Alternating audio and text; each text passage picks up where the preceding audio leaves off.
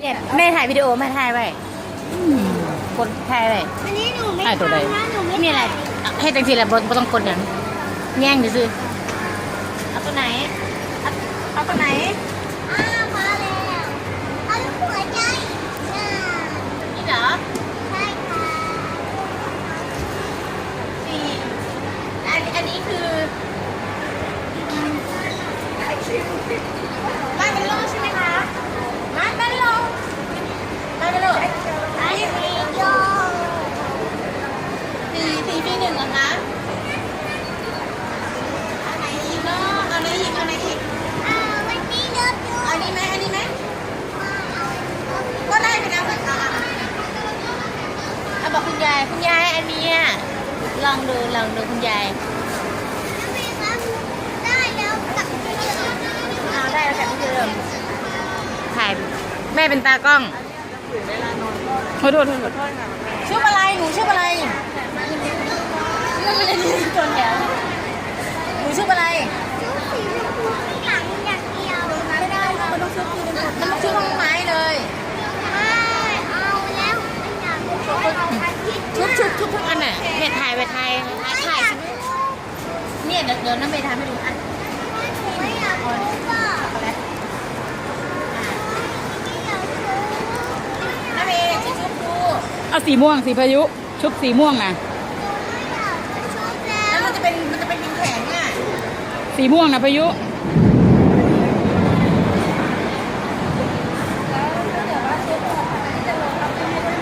ถ้าชุบหัวพี่เขาจะลงทับปิ้งให้ด้วยเอาสีอะไรดี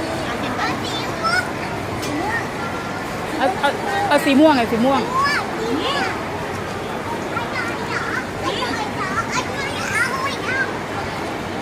อร่อยจริงได้กันหมดสีม่วงหมดเลยเหรอชมพูอันนึงก็ได้ชมพูอันนึงก็ได้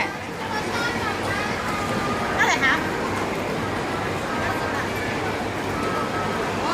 รวยสีนะช็อกโกแลตด้วยนะช็อกโกแลต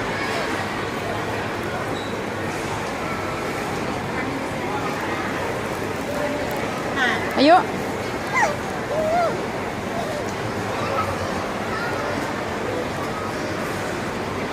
ดูดิในสูตร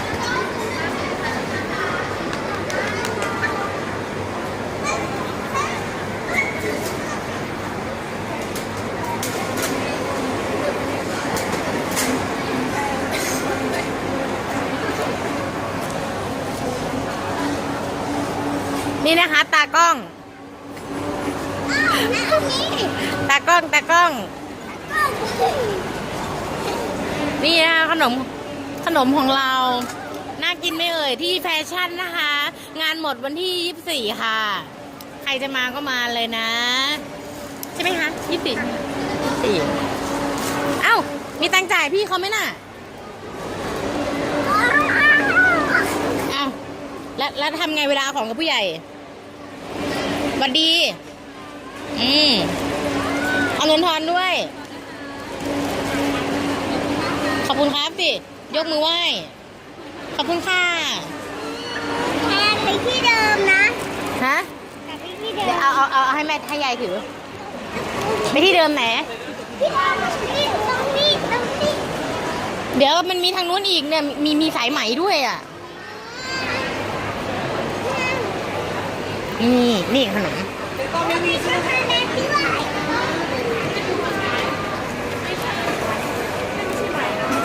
อุ้ยนั่นน่ะตัวอะไรน่ะไปแล้ว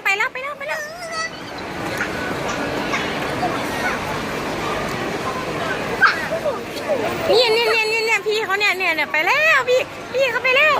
พี่เขาไปแล้วนี่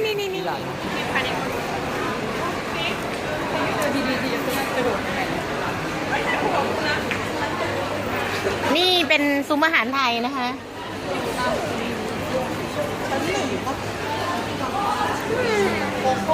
ไม่ไปได้ไทยถอดสุดได้หนิเพราะว่ามันเป็น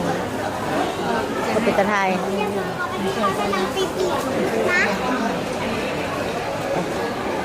นะแม่คะวันนี้เขาจะทำอะไรอ่ะ เขาก็จะถอดเสื้อผ้า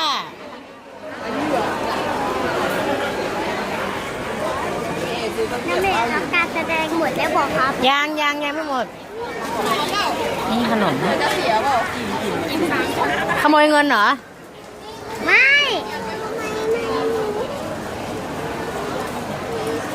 ว้าวน้าเมย์อยากไปหาตังแล้ว เหรอ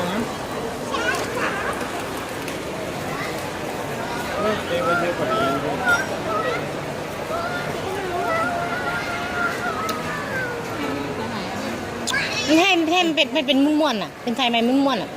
นู่นอ่ะนู่นแต่ให้เอาไปกินที่บ้านนะ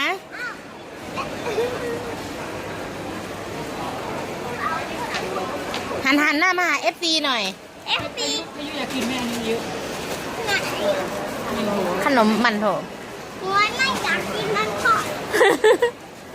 อายุยี่บอกมึงกับผู้จักจอแหลได้ไหมอายุว้าว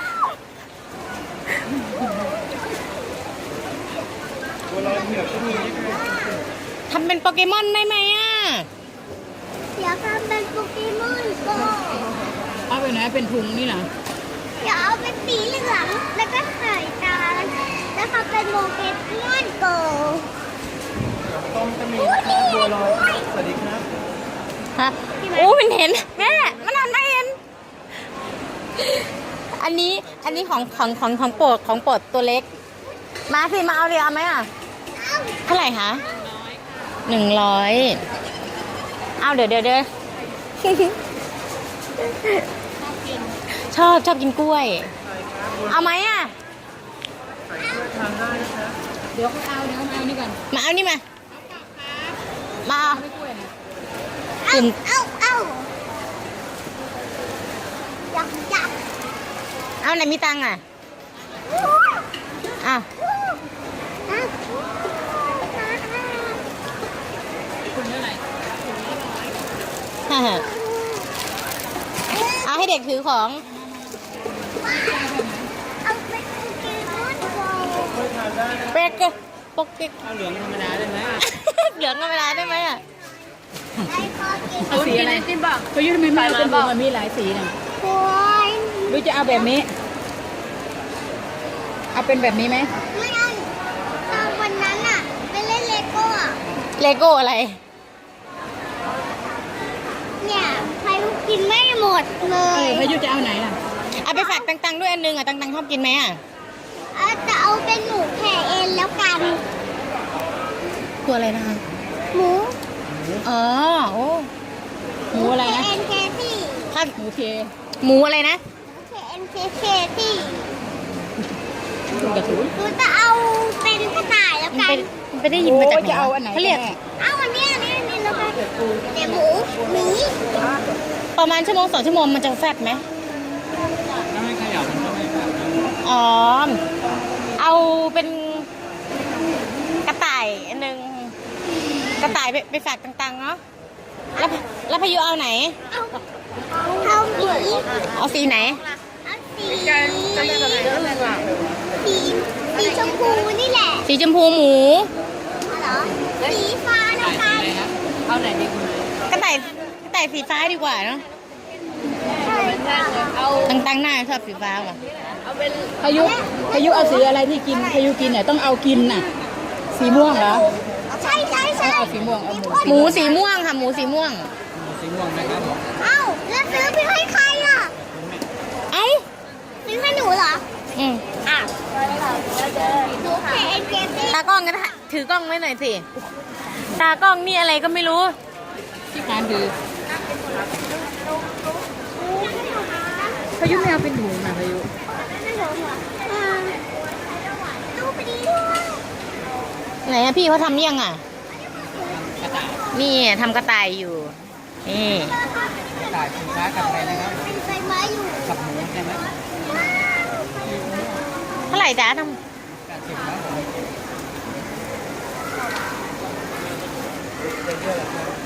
ำขอบคุณค่ะ ขอบคุณครับหรือยัง ขอบคุณครับเป็นไง ปิดอยู่ร้านไหนแต่หนูใช้มาสมัย ช ชอบไหมทำไงเวลาชอบให้ทำไง จ้าพุทธจ้าพุทธเออ ทำไมเขาไม่ให้มาทำตรงนี้อะโชว์อะเอาเหรอ ทำได้เฉพาะแบบนี้ ค่ะ เขาได้ชุบชับชุบชับ โอ้ใส่ไหมใส่ไหมเห็นอยู่สีฟ้าเหมือนกันเหรอเฮ้ยเขากำลังใส่หูเขากำลังใส่หูเขากำลังใส่หูเขากำลังใส่หูเขากำลังใส่หูโอ้มีหลายแบบเลยมีทั้งกระต่ายกุ๊กกิ๊กหมู ถ้าไม่เขย่าก็ไม่เป็นไรใช่ไหมคะ อ๋อ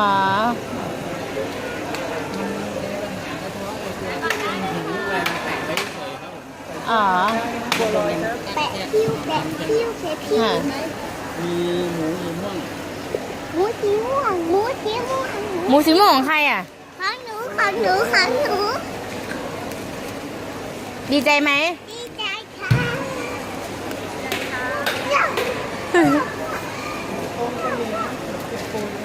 ไหนกอดยายให้นายเมย์ดูสิ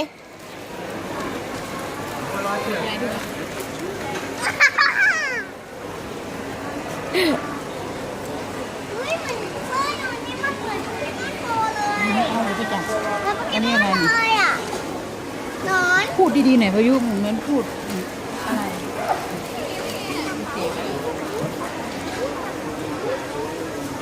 พี่มาถ่ายรูปก่อน เสร็จแล้วเหรอกระต่าย แม่กดถ่ายรูปอะกดตัวนี้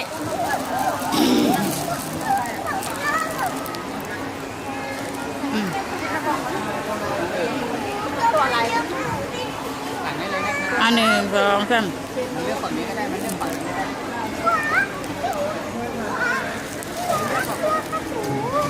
อ้าว ถือมาอีก น่าจะเมื่อจะมาซื้อ โอ้ย ไม่หมูหมูหมูหมู ละลายล่ะ ครับผม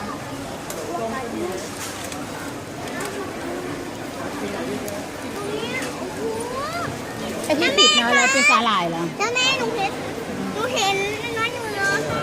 น่ะน้ำตาลหนูเห็นน้ำตาล มันอยู่ได้กี่ชั่วโมงอ่ะ เย็นนี่ก็ได้ครับผมอยู่ได้เย็นนะ2 ชั่วโมง โอ้ มันไม่ได้ละลายเพียงแต่ว่ามันจะหลุดออกจากไม้แค่นั้นเอง อ๋อ มันไม่ได้ละลายออกมาเป็นอะไร ค่ะ โอ้ตาย อ่ะ เอาหมูใช่ครับหมูสี นี่แหละซื้อมาแล้วก็มาให้ถึงสิล่ะ เอ้า ก็ฟ้าซื้ออย่างกระโดด เอ้าพายุอยากถ่ายรูปเนาะ กอดทำไม ไหนดูซิหมูของพายุอยู่ไหนถามดิอุดอยู่ไหนอุดถามดิ พูดที่ไหน พริก โอ้ พริก เขาขับ พริกถามดิ หมูสีฟ้า หมูสีอะไร ม่วง หมูสี สีม่วง ม่วงเสร็จแล้วครับ อ่า หมูสีม่วง อันนี้สีม่วงเสร็จแล้ว อ๋อกระต่ายที่นี่สีฟ้า เอาแค่2 ตัวนะ ค่ะ จ่ายไปแล้ว กระต่ายสีฟ้า โอ้ยกระโดด หมู ดี สีม่วงอีก สั่งหมูสีม่วงแต่แรกแล้ว เสร็จแล้วเลย เสร็จแล้ว อีกคนหนึ่งค่ะสั่งเอาถือไป เดี๋ยวไม่จะ เอามือไหนเดี๋ยวถือแม่ ถ่ายรูปไหม อ่ะพายุยูดู เบาๆไปอะไรลูก เร็ว ยาย ถ่ายรูปไหม ให้เห็นก้อนเพจอันหน้ามา อันหนึ่งสองเดี๋ยวบ่เห็นแม่อันหนึ่งสองสาม ร้านเป็นลูกหมู อ่ะ